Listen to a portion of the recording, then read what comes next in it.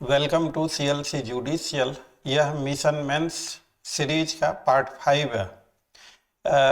अगर आप हमारे चैनल पे पहली बार आए हैं तो आपको बता दें, हम लोग इस सीरीज के अंतर्गत आपको यह बीपीएससी के द्वारा कॉपी किस तरीके से चेक की जाती है, आप क्या लिखते हैं तो आपको क्या नंबर मिलता, कॉमन मिस्टेक्स नॉर्मली क्या होती हैं, तो एक कॉपी आपको दिखाते हैं किसी कैंडिडेट का, उस कैंडिडेट ने जो आंसर लिखा है वो भी दिखाते हैं, उस पे चर्चाएं भी करते हैं कि उन्होंने क्या सही लिखा क्या गलत लिखा, और इसके अलावा एक हम लोग भी एक आपको आंसर देते हैं।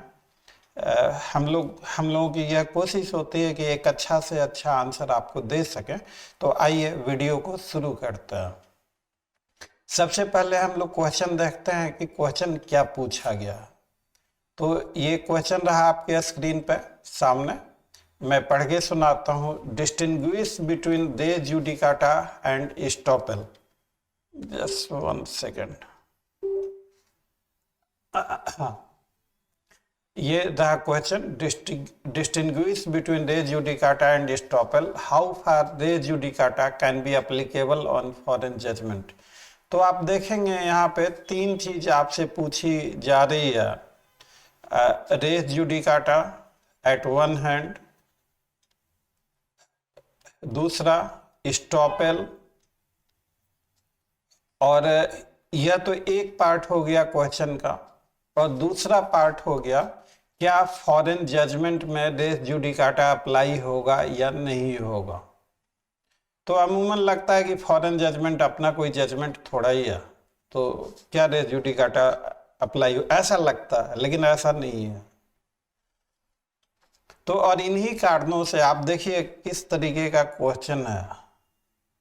वो पुराने जमाने गुजर गए कि आपको सीधा सीधा रेस जुडिकाटा पूछ दिया या इस तरीके से। आप देखिए क्वेश्चन कितना ट्विस्टेड है, और इन्हीं चीजों को देखते हुए हम लोगों ने एग्जाम लेवल से थोड़ा एक कदम आगे का ओपन चैलेंज सीरीज शुरू किया है।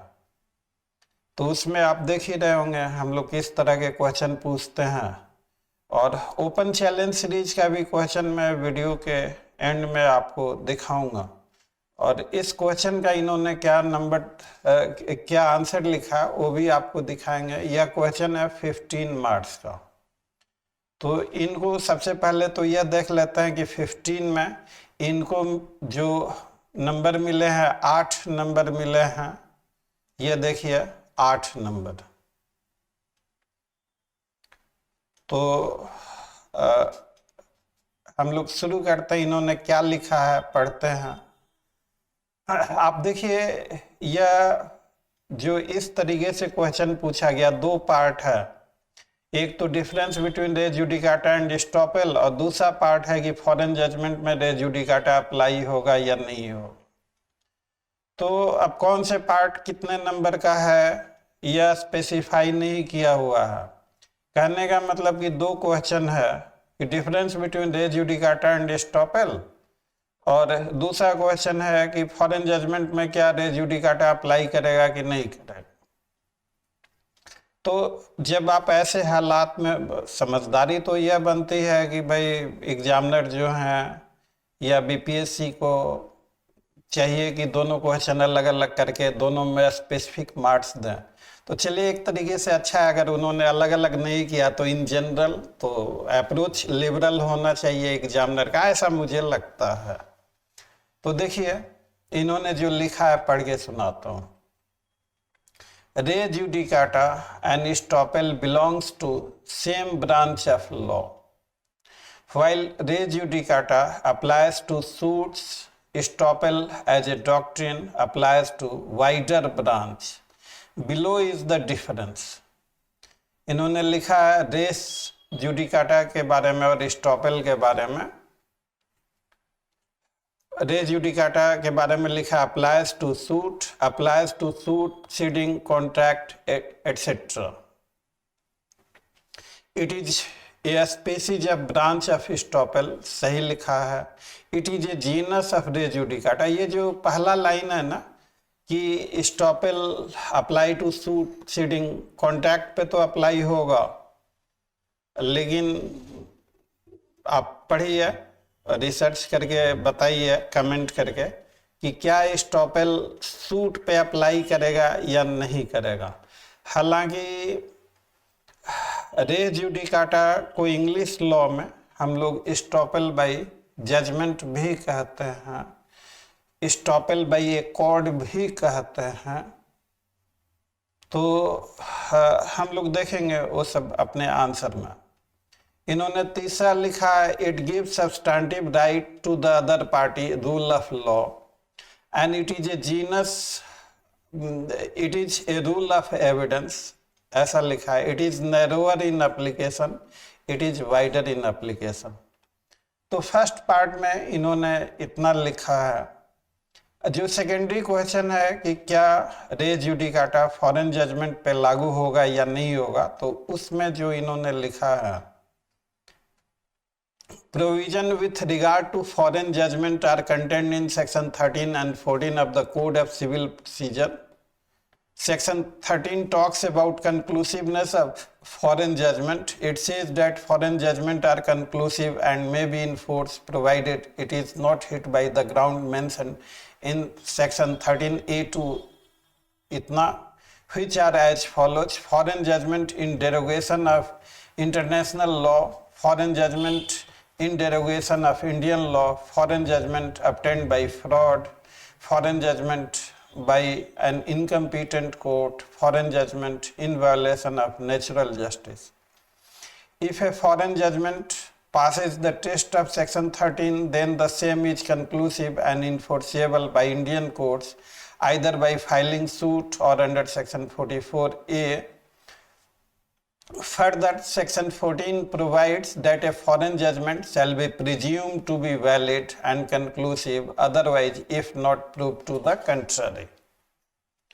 Thus, it is clear that section 13 and section 14 dealing with foreign judgment is nothing but extension of the principle of res judicata contained in section 11. एक केस भी इन्होंने रेफर किया है, also in Satya versus Teja Singh and another papaya case. The court observed that if a foreign judgment of competent court is conclusive within the ambit of section 13, then the doctrine of res judicata must apply to it. This also stands in conformity with international law as well as national law to bring end to litigation. तो यह इन्होंने लिखा है। अब student answer है, अब ज़्यादा मैं इसमें नुक्ताचीनी की ये गलत लिखा वो सही लिखा, इससे वैसे तो गलतियां ढूंढना काफ़ी आसान है। अब चलिए, वीडियो लंबी हो जाएगी अगर इन्होंने क्या सही और क्या गलत लिखा अगर उस पर चर्चा करें तो। मैंने भी एक आइडियल आंसर जो कि मेंस पॉइंट ऑफ व्यू से आपका क्या आंसर होना चाहिए, हमने एक बेहतर आंसर लिखने की कोशिश की है। और भी बहुत कुछ, अब यह टॉपिक इतना बड़ा है कि इस पे आप 100-200 एक पूरी किताब भी लिखी जा सकती है, बहुत बड़ा टॉपिक है। लेकिन brevity is the soul of wits. आप संक्षेप में वो सारी बातें कैसे लिखेंगे, दिस इज आल्सो आर्ट और इसकी ज़रूरत है। तो हम लोग यह नहीं कहते कि हम लोगों का ये आंसर जो हम लोग दे रहे हैं यही परफेक्ट है, इससे बेहतर कोई और आंसर नहीं हो सकता, ऐसा हम लोग नहीं कह रहे। हम लोगों का कहना है कि हम लोगों ने एक बेहतर आंसर देने का प्रयास किया है। अगर आपके पास इस आंसर से और बेहतर आंसर है तो ज़रूर हम लोगों का ज्ञानवर्धन कीजिए। I would be very happy to learn. तो देखिए हमने जो लिखा है, the principle of res judicata is a species of principle of estoppel. The doctrine of res judicata corresponds to what is known as estoppel by judgment in English law.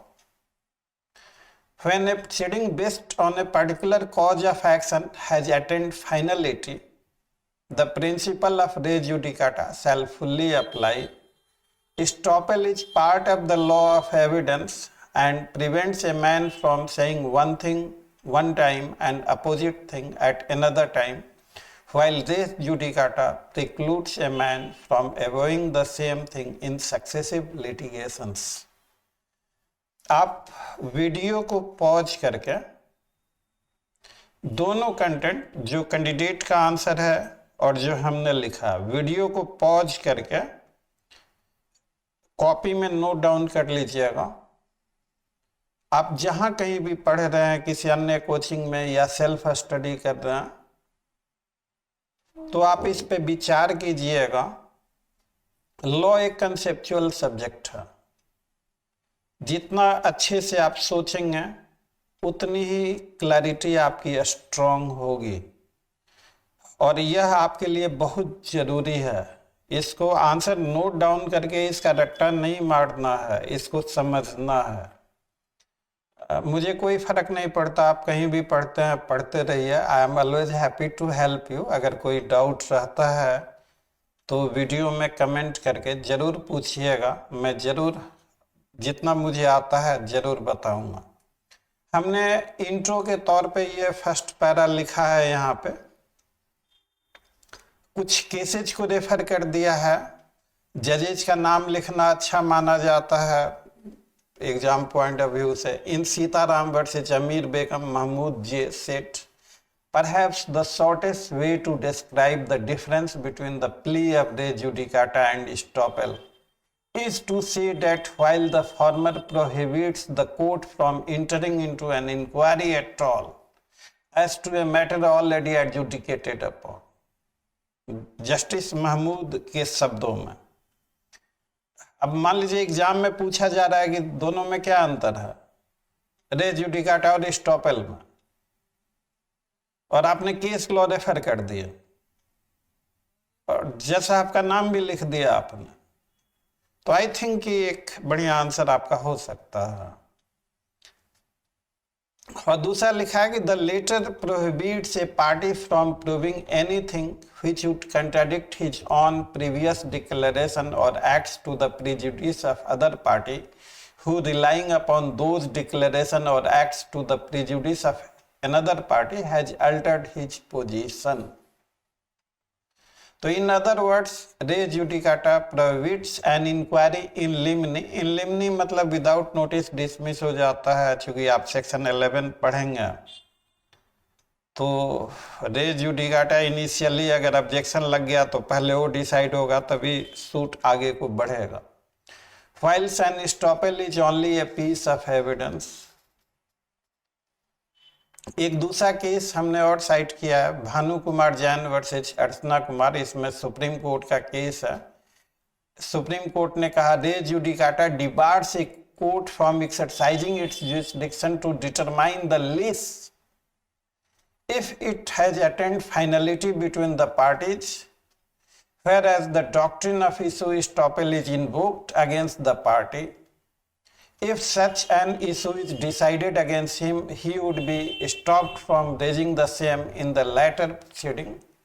The doctrine of res judicata creates a different kind of estoppel, or that is estoppel by the court.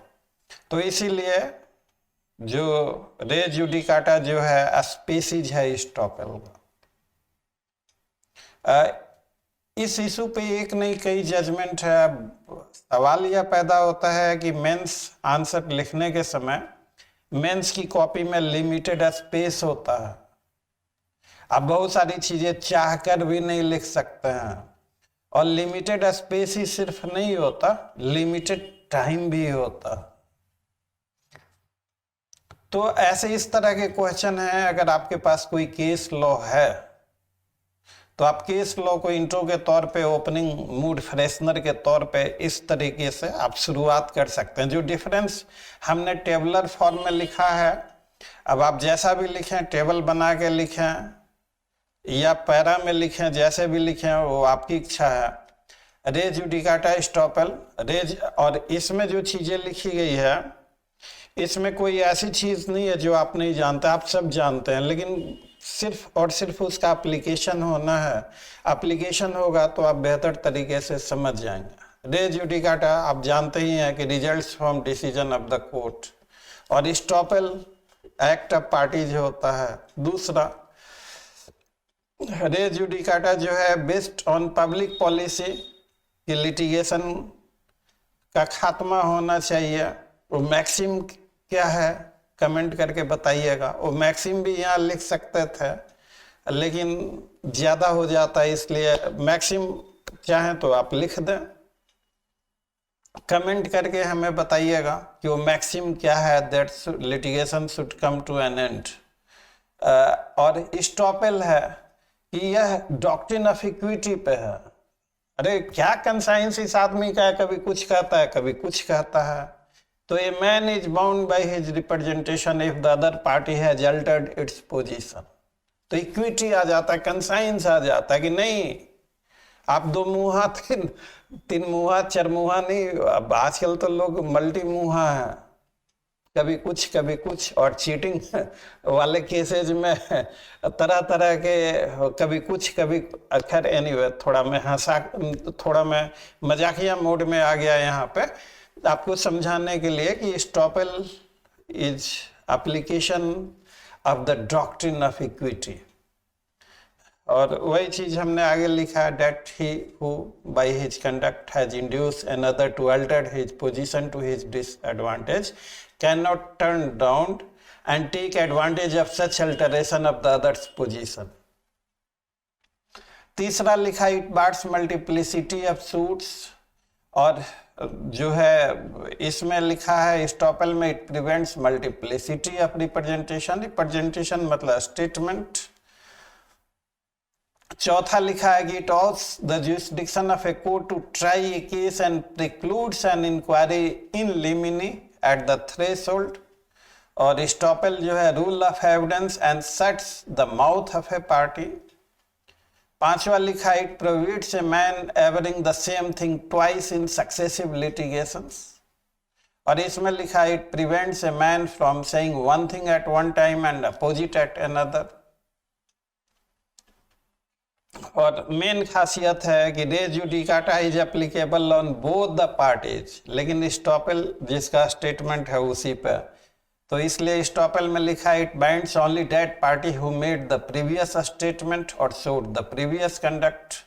अब ये तो लिखा हुआ है section 11(1)(1) नए वाले में, it is one of species of estoppel genus. तो ये फर्स्ट पार्ट हो गया। आप चूंकि यह मेंस आंसर राइटिंग कोई रॉकेट साइंस नहीं है, हमारे यहाँ इन्हीं सारी चीज़ों को काफ़ी डिटेल में 3-4 क्लासेज में, अब 3-4 क्लासेज तो यूट्यूब पे पॉसिबल नहीं है, 4-5-6 घंटे की वीडियो हो जाएगी। और इसके डिफरेंट एप्लीकेशन से डिफरेंट क्वेश्चंस पूछे जा सकते हैं। सिमिलरिटी पूछ दिया जाएगा कि स्टॉपेल और रे जुडिकाटा में सिमिलरिटी क्या है। तो अलग अलग आयाम के अलग अलग रे जुडिकाटा और स्टेट डेसिसिस में क्या अंतर है, दोनों बताइए। दोनों मतलब stand by stare decisis is stand by decided cases, तो इन देम होगा और ये इन पर्सोनम होगा जो पार्टीज हैं फाइनली हर्ड। तो ऐसे बहुत सारी चीजें हैं इसमें। तो मैं आपसे बस इतना ही कहना चाहता कि क्वेश्चन का ट्रेंड और पैटर्न चेंज हो गया है। वक्त के साथ आपको थोड़ा बहुत एडजस्टमेंट करना पड़ेगा, थोड़ा सा कंसेप्चुअलिटी में इंटर करना पड़ेगा, और उन्हीं चीज़ों को आसान करने के लिए यह सीरीज बनाया गया है। अब सेकेंड पार्ट देखते हैं, वो क्या लिखा है हमने, applicability of res judicata on foreign judgement. तो देखिए ये जो लिखा है जो फॉरेन जजमेंट अगर है तो वहाँ कंस्ट्रक्टिव रे जुडिकाटा अप्लाई होगा या नहीं होगा, यह हमें कमेंट करके बताइएगा। उसी को थोड़ा हमने लिखा है और केस लॉ से इसको रेफर किया है।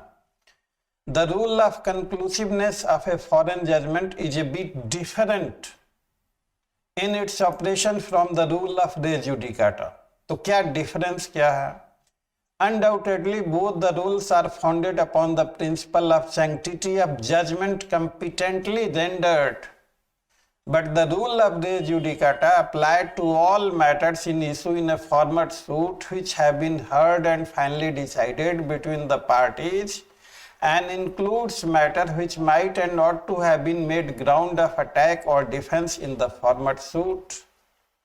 The rule of conclusiveness of foreign judgment applied only to matters directly adjudicated upon. तो यह बात जो डायरेक्टली एडजुडिकेटेड है, यह बात आर विश्वनाथन वर्सेस रुकन उल मलिक सैयद अब्दुल वजीद के केस में सुप्रीम कोर्ट ने 1963 में कहा था। और इसी चीज को और थोड़ा एक्सप्लेन किया गया। In order that a foreign judgment may operate as res judicata, it must have been given on the merits of the case. It is a well-established principle of private international law that if a foreign judgment was obtained by fraud, or if the proceeding in which it was obtained were opposed to natural justice, it will not operate as res judicata. An action to set aside a judgment cannot be brought on the ground that it has been decided wrongly. So even if a foreign judgment has been decided wrongly, provided it is not contrary to international law, it is not contrary to Indian law.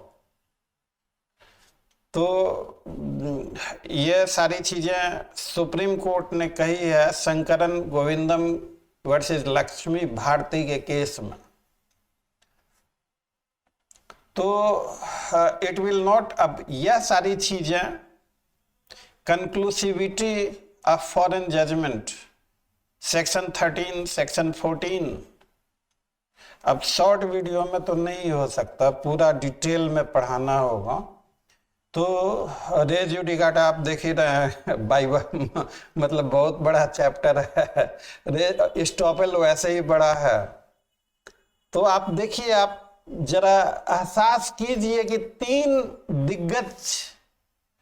तीन धुरंधर चीजों को, res judicata को, estoppel को और foreign judgement को एक ही question में घुसा दिया गया। तो रेडीमेड नोट वगैरह से और जो रट्टा आप मारेंगे तो फिर एग्जाम कैसा होगा, वो आपके लिए फिर खतरे की घंटी बज सकती है। आप हमारी बातों से निराश मत होइएगा। Students are my heart and soul. मैं तो खुल्लम खुल्ला आपको कह रहा हूं कि आप जहां भी पढ़ रहे हैं वहां पढ़ते रहिए। अगर मैं आपके किसी काम आ सका तो वो मेरे लिए खुशी की बात होगी। आप इनको कॉपी में नोट कीजिए, कोई दिक्कत हो रही है आप मुझसे पूछिए, जो मुझे आता है वो मैं जरूर बताऊंगा आपको। इसको पढ़ता इट विल नॉट, अच्छा एन एक्शन टू, ये यहाँ तक कर लिया था।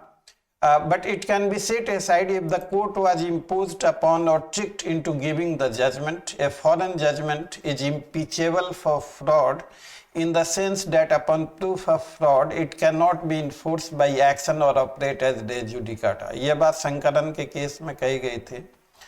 Section 13 and 14 CPC applies not only to suits on foreign judgment but also to cases in which the defendant relies on a foreign judgment as a bar to a suit in India, and it has been held that a foreign judgment rendered after the institution of suit would operate as a bar on principle of res judicata. यह बात कही गई are Viswanathan versus रुकन उल मुल्क सईद अब्दुल वजीद के case में, यही बात।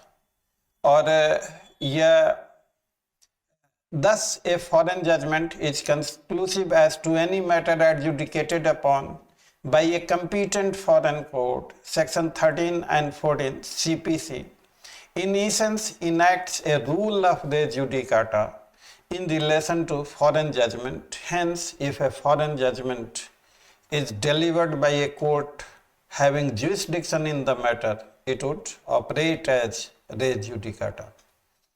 तो यह एक मेरा छोटा सा प्रयास है बेहतर आंसर लिखने का। आपको बस एक दो चीजें करनी है। वीडियो को पॉज करके दोनों आंसर को नोट कर लीजिए, अपने दोस्तों में चर्चा कीजिए, डिस्कस कीजिएगा तो बेहतर समझिएगा और जीवन में कभी नहीं भूलिएगा। रट्टा बिल्कुल नहीं मारिएगा। अगर आप मारते हैं तो आपने रट्टा मारा कुछ और जाके हर हालत में वहां कुछ और लिख के आएंगे। तो कानून का अगर रट्टा आप मारते हैं तो मैं नहीं समझता कि वो एक अच्छी बात है, as per me, and here I strongly differ with you. रट्टा बिल्कुल नहीं मारना, आपको समझना है कंसेप्ट को, और कंसेप्ट समझ गए तो फिर वो ऑटोमेटिक नेचुरल पूरी उम्र के लिए आप जीवन में कभी भी नहीं भूलेंगे, वो हमेशा के लिए आपको याद हो जाए। तो मेरी गुजारिश है आप सबों से कि रट्टा नहीं मारना है। दोस्तों में डिस्कस कीजिए, कोई टीचर प्रोफेसर का साथ है आपके साथ तो उनको दिखाइए। अगर जो आंसर हमने सजेस्ट किया है इससे कोई बेहतर आंसर है तो हमें भी बताइए। तो इसी के साथ यह वीडियो खत्म होता है। वीडियो अच्छा लगा हो तो वीडियो को लाइक, चैनल को सब्सक्राइब और इसे ज़्यादा से ज़्यादा शेयर कीजिएगा। कोई डाउट हो तो कमेंट करके हमसे ज़रूर पूछिएगा। Thanks for watching, see you again, till then, bye bye.